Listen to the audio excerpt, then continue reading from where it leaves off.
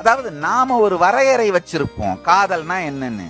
அந்த காலத்துல 70s 80sல எல்லாம் ஒரு துண்டு சீட்ல லவ் லெட்டர்ன்ற பேர்ல எழுதி ஒரு ரோசாவை அதுல ஒட்டி, அப்புறம் 90s 2000 பிகினிங் இந்த லெவல் எல்லாம் எப்படி போச்சுன்னா ஒரு பெங்களூர் ரோசாவும் காடு.